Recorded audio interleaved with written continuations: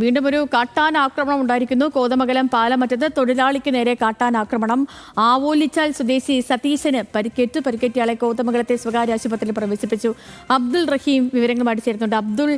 അബ്ദുൾ റഹീം, എപ്പോഴായിരുന്നു ഈ സംഭവം ഉണ്ടായത്? ഈ പരിക്കേറ്റയാളുടെ ആരോഗ്യനില എങ്ങനെയാണ്?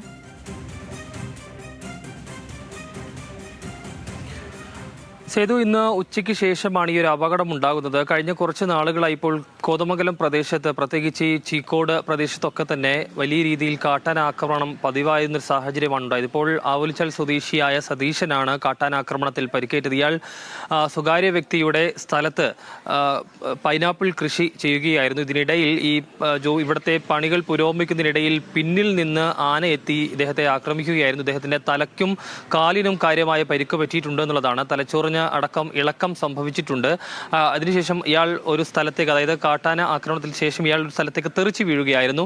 അവിടെ നിന്ന് പിന്നീട് ഓടിക്കൂടിയ ആളുകളാണ് ഇദ്ദേഹത്തെ ആശുപത്രിയിലേക്കൊക്കെ എത്തിച്ചത്. കഴിഞ്ഞ കുറച്ച് നാളുകളായി ഈ പ്രദേശത്ത് കാട്ടാന ശല്യം അതിരൂക്ഷമായി തുടരുന്നുണ്ട് എന്നുള്ളതാണ് നാട്ടുകാർ ആരോപിക്കുന്നത്. ഏതായാലും സംഭവത്തിൽ വലിയ ഒരു പരിക്ക് എന്ന് പറയാൻ കഴിയില്ലെങ്കിൽ പോലും സാരമായ പരിക്ക് സതീഷിന് സംഭവിച്ചിട്ടുണ്ട് എന്നുള്ളത് തന്നെയാണ്. ഇപ്പോൾ നിലവിൽ ഇദ്ദേഹത്തെ കോതമംഗലത്തെ സ്വകാര്യ ആശുപത്രിയിൽ പ്രവേശിപ്പിച്ചിരിക്കുകയാണ്.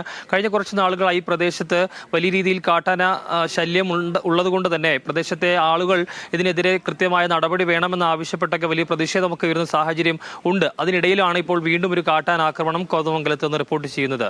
സേതു. ഓക്കെ റഹീമേ, ശരി.